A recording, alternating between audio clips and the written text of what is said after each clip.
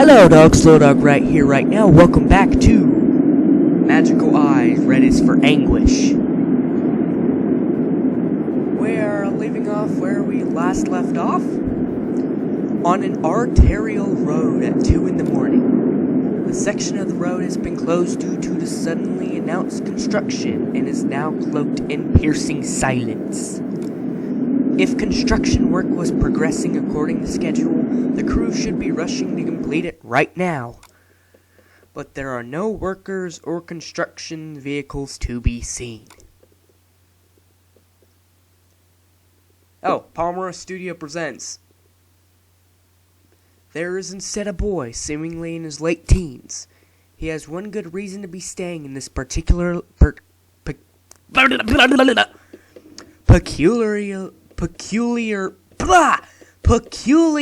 location. I cannot speak today. He's waiting for Maras Tomomi, the Type B variant, and the woman whose body is now her vessel, in order to turn both of them back into the way they belong. And by turning back, it doesn't mean he's going to perform any out-of-the-box repairs or healing methods here. Engagement, destruction, dismantlement. And given the strength she possesses, he's not likely to escape the encounter unscathed either. Magical Eyes, red is for Anguish. I wish I would have known. I stopped right before the thing. It's clear enough to see around here without moonlight, but the moon is covered by somber clouds of night.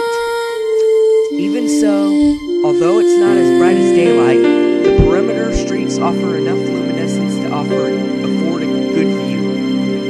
He is able to recognize everything from the littered empty can to a tiny crock that is hardly noticeable without an intensely strong focus.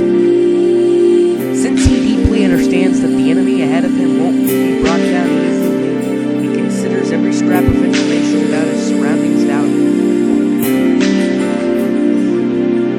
Concentrating all his attention on his surroundings, he tries to recall what was written in Ross Tomomi's file. On the last date of her journal, there had been an entry about a telephone conversation she had with her grandmother. Her grandmother urged her to care more about herself. Having received those words, grateful for her affection for her, she instead decided to put her grandmother above anything else. Conversations such as this must have repeated countlessly over the years of accept the unfairness that she'd been subjected to. How could anyone expect her possibly tell how valuable her life was by just reading the series of letters? However it ended, that was the direction in life she had made up her mind to take. But, nonetheless, now that her journey is concluded in an unfortunate, unfavorable way, why would she ever need to bear more irrationally on her shoulders? Thoughts in her mind might have been twisted, but they shouldn't have been something impure that could harm other people. The young man sets his heart on getting the job done. He just happens to be involved in this case, but if there's one thing he's responsible for, it's to mend everything once and for all right here, right now. Just like he always does. Ashes to ashes, dust to dust. Primitive, simple providence of nature, denying everything that is allowed to exist, returning everything to where it belongs. This is his solemn task, and the ashes and dust that he faces are known as variants. They are what excessive human emotions end up becoming after the process defined as death. Just as a light too bright may burn out one's retinas, too much of a good thing can be toxic to humans. Even should it have the invisible form of one's emotions. While there's a variety of forms or classes of variants, they share one common reason for existence. They only exist to make their wishes come true. In the case of Marase Tomomi, her wish is to presumably see her grandmother again. Were realized everything would be immediately resolved. If you lack intelligence on the opponent's strength and don't want to put yourself at risk, any way to settle things without direct confrontation would be ideal. However, it's obviously impossible to take that option here. Her grandmother, the only water capable of quenching her intense thirst, is already gone.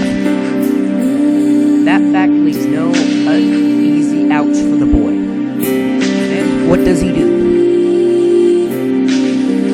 The only choice remaining is to break the target down using superior strength. Needless to say, however strong they might be, fists can never damage something as intangible as emotion, or so ordinary people would think.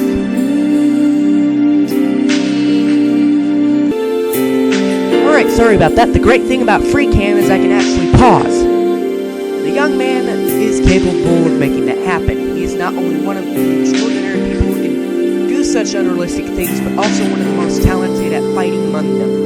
A person who exceptionally parallels that of the variants. That's what he truly is. This guy sounds strong.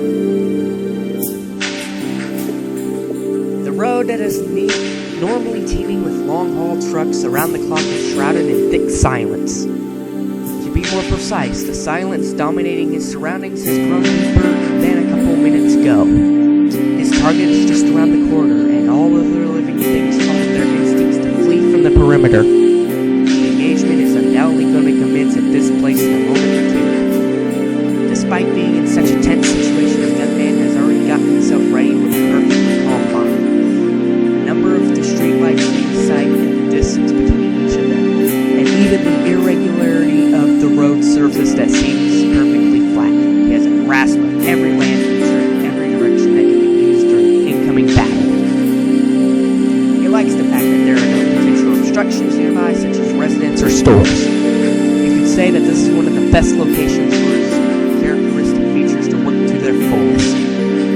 As long as he's in this well-prepared environment and the target is a Type B, the chances of him going down are slim to none. It's neither flippancy nor arrogance. It's a mere certainty. Not bad. He appreciates how the coordinator was able to pick such an optimal location for him on such a short notice. If he must voice one complaint, knowing that no one can do anything about it, I wish the moon and the stars were visible. That would be it. The surface of the dark gray road, he doesn't lament over the cloudy skies for the sake of himself, but for the sake of his imminent target, for the sake of the variant, which has now become visibly recognizable earlier than he calculated, which used to be addressed as Mirase Tomoma. Wow! This is probably one of the longest introductions to anything I've read. He hopes that unlike her initial end of life in that solitary, poorly lit apartment of hers, he can at least let her see something prettier at the moment of her second ending. The variant will never know about his assiduity is now nearly close enough for him to make out her facial features. Type B variants don't possess their own flesh and blood. They need to find themselves a host. Mirase Tomomi has chosen this charmingly short-haired, slim woman. Though he only saw a picture of the objective, he feels the two women have some physical traits in common. She seems without significant injuries, but it's hard to gauge how much time has passed since she was possessed. At least her feet are dirty, and one shoe is missing.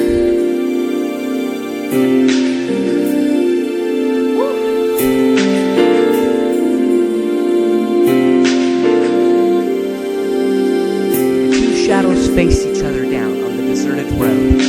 There's nothing in their way. The boy and the variant. Which one is the hunter and which the hunted? The answer will be evident soon. Slowly, yet steadily, the woman walks toward him. The distance between the two shortens without fail. I'm back. 5. They are a little over 10 meters apart. 4. From this distance, he can see that her clothing is slightly too light for this town in this time of year. 3. While this city is still in the early stages of spring, Y City, from which she came, must have a somewhat higher temperature. 2. So as to stay relaxed, he's letting some random thoughts come and go while accurately measuring his distance from her. 1. And his inner countdown is about to reach its end. 0. Music up. Right after letting the breath out, he takes off running for money. Martial arts master is known to telling when he makes a fight. Therefore, the first strike is of the utmost importance. Speed is as swift as the wind. And someone without any knowledge of the witness, they would surely describe him as nothing but impudent. He grows beautiful and overwhelming beyond human velocity. Typically,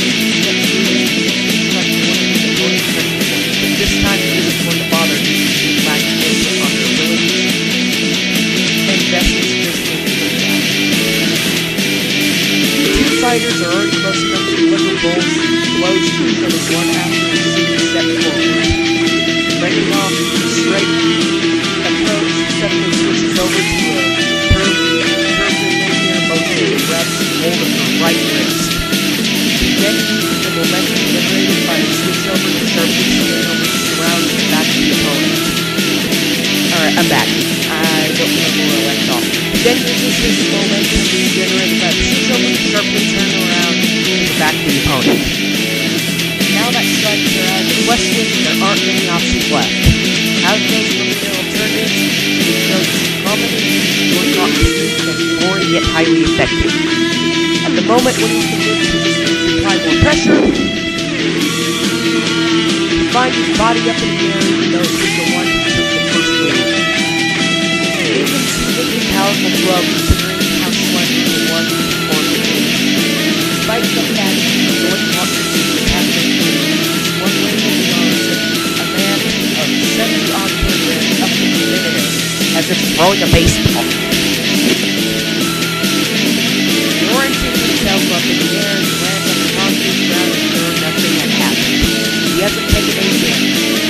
His impression from the first move is honestly not too good. Target's combat capability within the range of limitations. There's probably no real risk to himself. However, he'll have a hard time dealing with this the vessel girl. Instead of getting as he forced himself to the locking that he's done, the right hand would have certainly come off. At the level of the bestowed upon her by the Americans. That's the case, no more brutal attacks are allowed, or else it's blindingly apparent how her body is laid up. She suddenly jumps up. Her way of picking off the ground looks as good as that of a professional athlete. Pulling the thing up on the next move, she wants to go on to the judges now.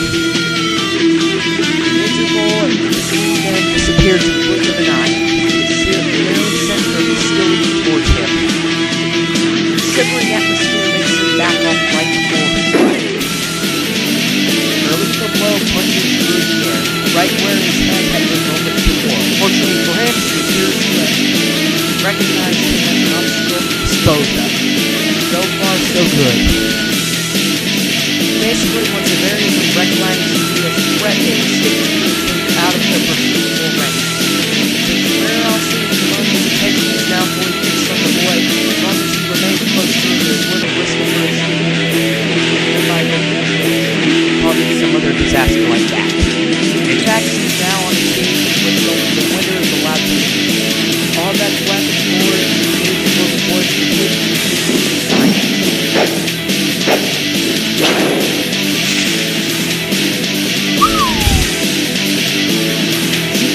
Random blows literally without break. None of them are executed along the lines of any martial arts form, simply thrust as hard as strong as you can. But each attack is brutal enough to beat stuff out of human life. While the boy is equally capable of dodging them, he knows that performing those furious assaults must be taking its toll on the vessel's body, which leaves him only one choice. Guess it's about time. He exhales slowly to lower his oxygen level. His next move requires accurate control of his breathing, ridding anything unnecessary from the inside of his body. He leaves his fighting pose and relaxes his muscles, which remains unchanged in the sensation of tension extended inside his body like a net. What he's about to do could look like some kind of suicidal act. The right hand, right foot, and then left foot. Well, that storm-like self-preservation responsive for a season end. He slowly steps directly towards the raging onslaught, completely defenseless, as though enjoying a casual walk. The next instant, a bursting sound runs in the dark of the night. An intense heat felt on his shoulder. He attacked a 9-inch strike that could crack the clavicle and shoulder blade of an ordinary person. The boy's second move is the purposeful receiving blow. However, it doesn't matter for the strategy of losing the battle to win the war. No risk, yet high return. His idea is a balanced technique called twist that works only for strikes coming from above and front. The course of the technique forward body function and the ground and the wall. Stall. At the moment of physical contact with the opposing combat, the former gives their own body a slight twist that creates a helical route that channels the impact of the attack through their feet into the ground. So basically, he's spinning. The key to success is enormously accurate timing. Quite surprisingly, the boy perfectly parries the impact without changing his expression. Not only is there no effect on any part of his own body, but each of his clothes remain intact. But that's the case. The biggest benefit of this shock absorbing technique is that the source of the impact does not take anything down for their own attack. It is unbalanced without physical harm. The more powerful the attack is, the more imbalanced the attacker gets. It's good as punching the air with utmost effort. Steadied by unexpected response from the boy, the vessel falls forward and right back into the air. However, physically, as long as she is using various controls, it's hard to maintain her standing posture on one foot. There's no way he's going to miss this opportunity. Carefully ascertaining strength, he sets his sights on the exposed shoulder, touches the head, fires a blow. Bam! Unexpectedly dull sound. Boy, one attack. Unlike his first move, that blow was only for the sake of finding out more about his strength. Then he must have decided to walk by the very partner. Turns the right punch to the side. Before thinking about what happened, he kicks off the ground to gain distance and manages to avoid any further damage. This is intense. I feel like a commentator right now for one of those boxing matches. Jim returns a right punch to his midsection and he sweeps it to the side.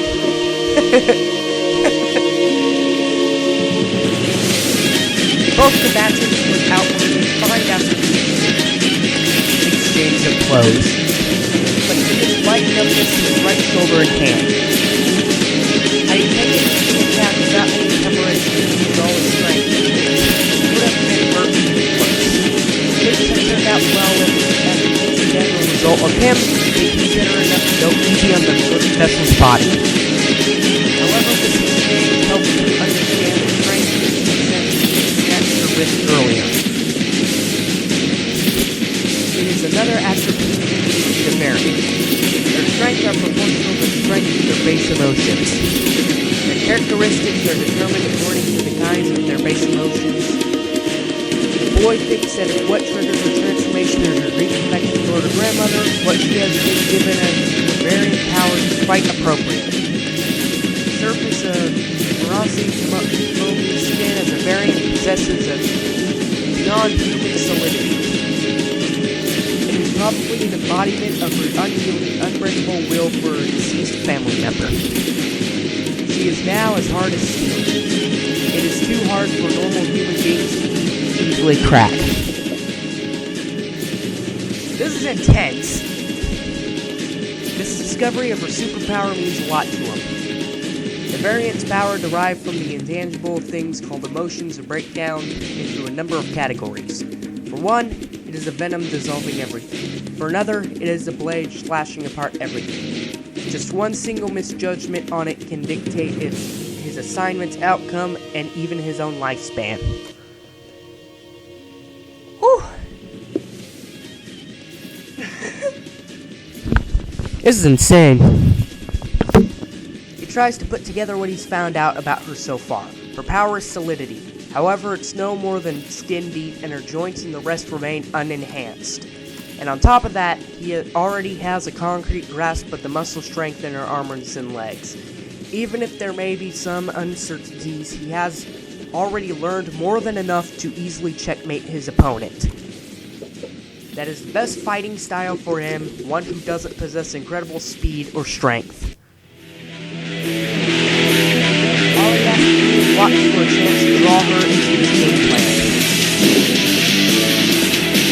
The variant has now reestablished herself and is charging toward him at an unimaginable speed for a girl of slight build. The fierce and straightforward approach is easy to predict. If you ever had any experience with martial arts during your lifetime, some kind of thing to be expected, but there were no records indicating that in her file. Once you turn into a variant, you no longer develop in any way, before death experiences or everything you can rely on skill-wise. Keeping her as the most effective distance from himself, he continues provoking her to attack. It would be further from her than necessary to definitely force him to chase after him, straining her body further. Rather than drawing weaker, her attacks are steadily becoming harder and faster. Take a hit, it would most likely be fatal. Even with plus long-lasting damage would be inevitable. However, at least his solidity power is in relation to directly hitting him. If he uses it for defense, it will probably protect her from things like bullets and knives, but it will not be able to stop him. Put it another way, this variant, Mirage Momi, is no longer a threat to him. Woo!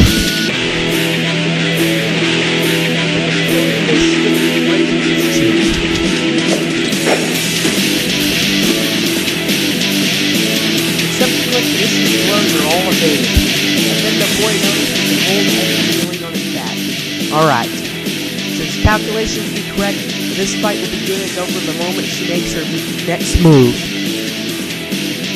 Without ever realizing his true intentions, he shoots out a left-handed slap and lets it get as close to himself as possible, switching his backwards evade over to a sudden flight toward her left. Slap meant for the boy only runs through the air and winds up, hitting the street light behind him. The pole is bent over as though making a slight behind. Whoa! Light! The variant should have realized at that point how she possesses striking power that she can wreck steel poles, and how surreal it is for the boy to, without injury, despite that direct hit from her attack several minutes ago. Capable of becoming aware of things normal people would be aware of. That is one of the weaknesses inherent in variants that Titan being under. It lacks the ability to think and imagine. The light hit goes back in the movement of her pivot foot, which bears all her weight. Loses her balance and collapses. He is aware that such space and unbalanced won't keep the variant down any longer than a breath. However, he has a move that is executed in a time even shorter. In both hands, he's holding tiny rocks that he picked up before the beginning of the taking a step away from her, he kills the rock at her head. Not hit again, taking a fall. Just as with the that hit, the bullet to inflict any damage, he hits the sore spot of her incredibly high response speed. Variants in the middle class or under don't have the sort of intelligence that would enable them to decide to sacrifice something trivial to something great. Just as scripted, the variant jumps her upper body at an unimaginable velocity and hits the hurled rock down to the ground. So he basically threw a rock at her head, and she got up so fast that the rock, wow. Then, with all the supernatural motion, momentum of his strikes, causes her to unceremoniously fall to one knee. Most assuredly, for the danger and immediate response is required, use a dominant arm. Whether it is human or animal, accidents and biological instincts. He is, as of course, learned her handedness from the breed. Everything so far is now and that they are forced to be away from a precarious position. The moves behind the defenseless woman concentrate for about 2 seconds in order to activate a certain power of his own. The variant quickly turns around the face and tries to do something, but it's already too late. There are no longer any ways used by someone yet unknown ability to let her protect herself from what's coming.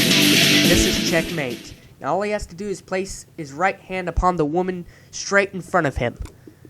What he's going to do isn't something to be glad about at all, considering that he decides to content himself with the fact that he has managed to avoid excessive damage to the vessel's body except for the joint of her right wrist. The very moment of his last move, he stamps the target's name, Marazi Tomomi, into his mind. As he always does, he believes that it's the very least he can do for those who meet their end by his hand. And then, as if praying, he wishes that she, whose restful sleep was taken by her own unbearably strong emotion, could now finally truly find peace. He thrust out his right arm.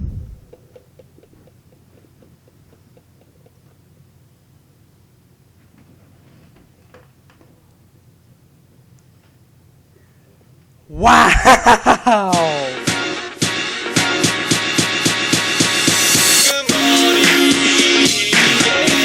I don't know if this is copyright or anything, so I'm just gonna skip it. Woo! That was pretty awesome. That was an awesome fight. I'm gonna take a minute after that one. My neck hurts. Alright. Though it has only been a couple minutes since the early end of today's final lecture, half the class has already left, leaving a tinge of loneliness in the hot air of the classroom. How many of the students took it seriously when their homeroom teacher advised that this was the most crucial time of the year for them? If you take off Friday, the day after tomorrow, you'll get to have 8 days off in a row. Even though this is one of the longest established high schools in this prefecture, that extended vacation seems attractive enough for most of the students to forget about that and just go crazy. There's no surprise though, however long history the school may carry, it is nothing more than the sum of the teenage boys and girls that attend it. Even with the fact this is the spring of their second year, it's likely that many of them will take a few extra days off for traveling. And on top of that, as if nudging them on, the weather today is absolutely perfect. You won't get days like this many times in a year. As long as they're not down in the dumps, anyone's bound to have a spring in their step. Amidst this flightly atmosphere, there's a boy who doesn't have to hurry back home. The boy named Amakawa Yu takes the handouts out of his desk and puts them into his navy bag along with the notebook used for the last class. That unwasted motion gives a glimpse into a part of his personality. While he's getting himself ready to leave the school at his usual pace, his mind is also filled with a kind of unique excitement. He neither has any club activities to join, promises for friends to keep, nor favorite pursuits to dedicate his free time to. For a boy like him, long vacations are nothing more than a pain in the neck, which he will have to get through without anything fun to do. But even if he's not interested in them, he still has a human mind that more or less follows the excitement around him. It is akin to feeling that you have no intention to enjoy a festival, but other participants' thrill spreads to you. He will probably end up spending those days doing what he usually does. That should justify letting himself join in the glee for a bit. It's not going to take even a day, but he does have one plan aside from his daily routines. And after that, if the situation permits, he might drop by a bookstore or video rental. In any event, for a dead certainty, he will be spending tomorrow and the rest of the holidays almost the same way as the regular weekends, With such thoughts running through his mind, he finally gets to his feet to leave his desk and notices the amount of students has halved yet again.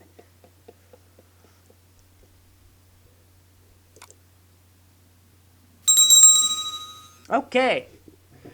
Instructions. Okay. Some mouse, control, space, and enter, it seems like. Okay. So, all the mouse buttons, control, and space.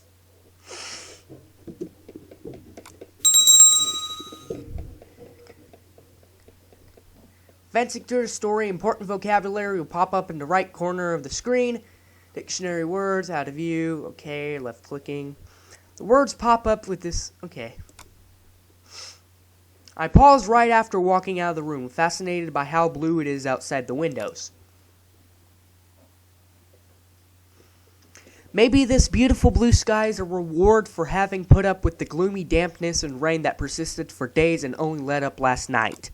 じーっと外を見て、ユーマでも見つけたの？ Uma. Uma stands for an unidentified mysterious animal. It's a being that has been reported witnessed but is not confirmed to actually exist. Uma has nothing to do with horses. Uma. In other parts of the world, it might be called a cryptid. Okay. A question comes to me from behind. If there was an Uma in a place full of people like this, it wouldn't be an Uma anymore, I think. でも目の前に。 But there's one right in front of me. I don't think it's very nice to treat your classmate like a chupacabra. でもそれくらい珍しいよ。好きだらけの天川くん。 But it's that rare to see you space out, Amakawa. Okay, so I think we've already learned about this. I turn around and find a girl with a waist-length black hair and wide eyes that make you feel like strong determination resides within them. You misunderstand, Ogawa. Other people I know that tell me that I'm careless as someone enjoying pancakes with honey and caramel syrup. Ogawa Chiharu is one of Amakawa Yu's classmates. She is known him since junior high. She is one of Yu's limited number of friends, given that he avoids interactions with the people at school. In order to dedicate herself to her private studies, she does not involve herself in any club activities or school committee work at all. That makes her relatively remote from other people at school. That's another careful reply you just gave me. I thought you looked different from I might have been seeing things. She is right about a difference. I'm not in good shape today. What's behind that is what happened last night. So I'm playing as the guy that beat the crap out of that lady. Even so, it's confident that I was successfully pretending to be fine. You think you saw something is what's weird. I'm actually so careless that I don't mind if you call me Honeykawa or Amakara from now on. じゃあ、パンケーキくん I'll call で。 you Mr. Pancake. I think I know what a pancake is, thank you. That has nothing to do with my actual name anymore, does it? 深い意味はないけ There's ど、 no deep meaning 私、 to it, but パ I ンケー actually キ like ってすっごく pancakes 好 so きな much. の。 Me too. My little sisters influenced me and I eat tons of them. 妹さん、パンケーキが好きなんだ。 Pancakes, huh? Yeah, so badly. Because of her, we have them for breakfast at home at least 2 days in a week. そ I っ see, か。 that's news to me. そうなんだ。 Are you on your way home too? うん。 Yeah, you want to 途 tag 中まで along? 一緒に帰 That る。 was a casual, predictable invite. This is a kind of stylized dialogue between the two of us who have been attending the same school since junior high. When I'm not swamped, my answer is, even though our houses in completely だ opposite から訪 directions, 問までだけど。 until we get to the gate, that is. That's how the rest of the talk goes. 天川くんは Alright, ゴールデンウィ I ーク think って I'm gonna 何か stop 用事あ here る for の？ now.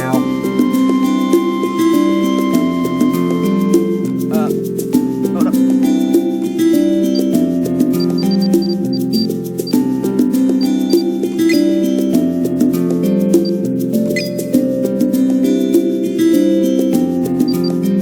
There we go.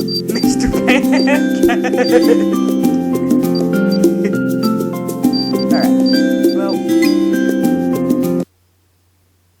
Oh, crap. Well. I wasn't expecting that to actually close out the entire game. I was expecting that to go back to the menu. But, well, that does it for this episode, I guess. Bye-bye.